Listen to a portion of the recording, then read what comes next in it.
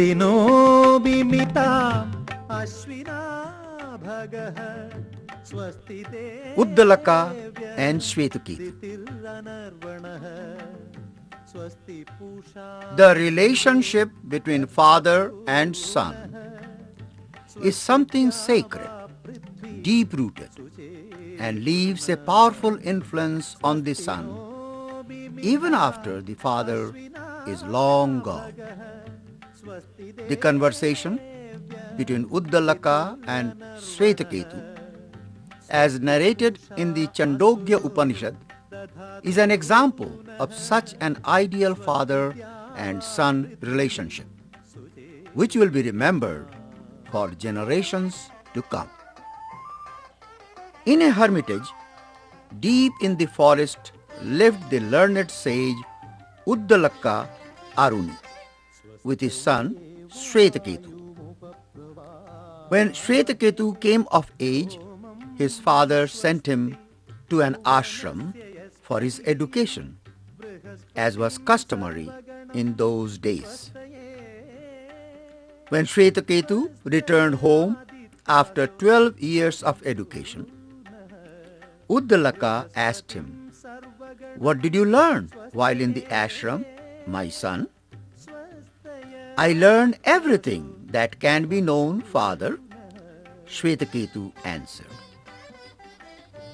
When he heard this, Uddalaka became silent and thoughtful. What pride! Such conceit is born only out of ignorance.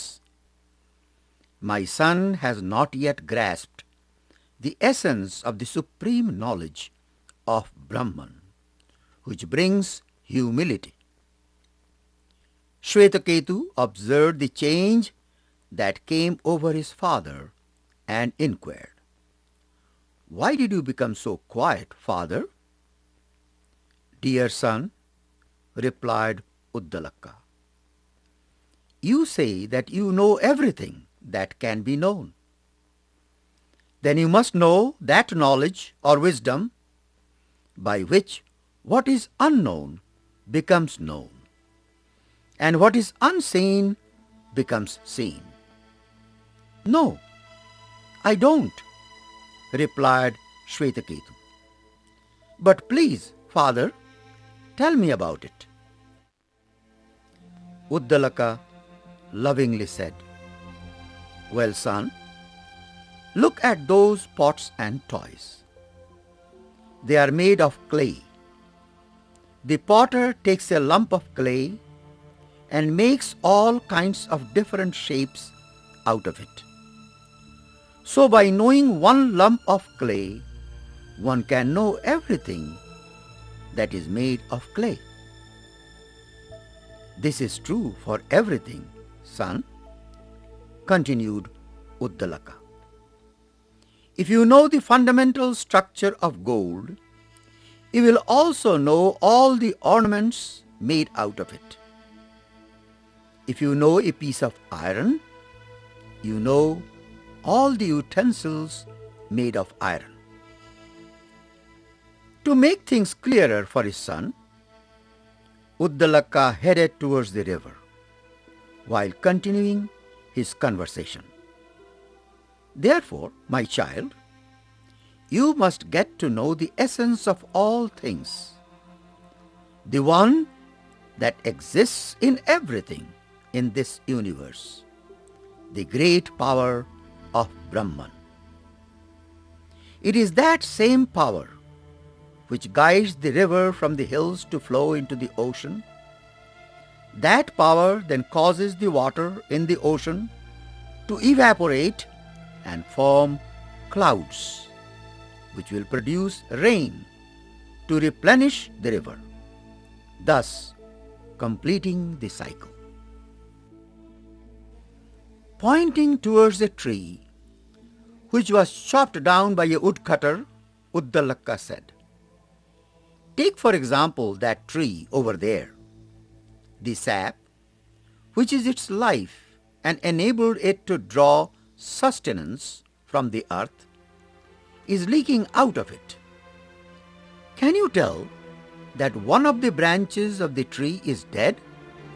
Questioned Uddalaka. Each branch of that tree, if deprived of the sap which is its life, will dry up. And when the entire tree is drained of the sap, the whole tree will die. While Uddalaka and Shvetaketu were talking, they saw a dead body carried by a group of people for cremation. Uddalaka pointed towards the dead body and spoke to his son. Similarly, my son, when life forsakes the body dies, but the life itself does not die.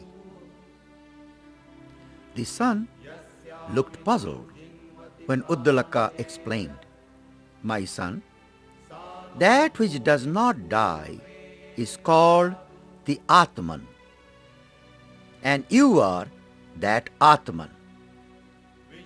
The Atman is all pervasive and is present in everything that you see, living or non-living.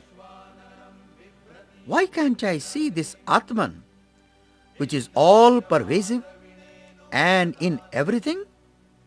Asked Shvetaketu. To explain this, Uddalaka asked his son to bring a fruit which was hanging from a banyan tree, a tree common in India which gives plenty of shade and bears small fruits. Shvetaketu picked a fruit from the tree and brought it to his father. Break it, son, and look inside, suggested Uddalaka. What do you see? Uddalaka questioned. Tiny seeds, father, replied Shvetaketu. Do you see anything inside? Asked Uddalaka. No, there's nothing there, responded Shvetaketu. If there is nothing inside, said Uddalaka, then how can that tiny seed gives rise to this huge banyan tree? That Shvetaketu is the Atman, the essence of all things. The Atman pervades the universe. And my son, you are a part of that universe.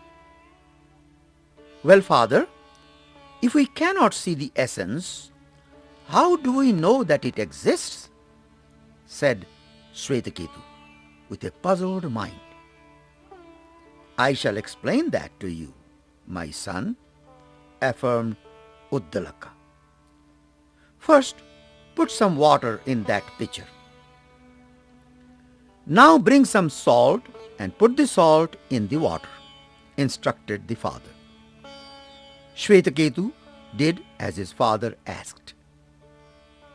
Keep the pitcher aside for now, said Uddalaka, and bring it to me tomorrow morning. Early the next morning, Shvetaketu went to his father with the pitcher of water. Can you see the salt? Asked Uddalaka.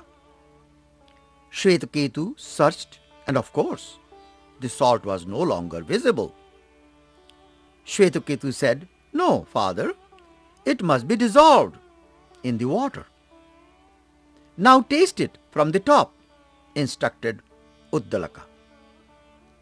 Shvetaketu dipped his finger into the water and tasted the water from the top. It is salty, Shvetaketu said. Now taste the water from the bottom, said Uddalaka. It is salty there too, father, answered Shvetaketu. Similarly, Shvetaketu, as you cannot see the salt, you cannot see the essence, but it is always present everywhere. Finally, Uddalaka concluded, My son, this omnipresent essence is called the Atman, which pervades everything. You too are that, O Shvetaketu. I am grateful, father, said Shvetaketu, and touched his father's feet. You have helped me gain the knowledge with which the unknown becomes known, the unseen becomes seen. The father then blessed his son.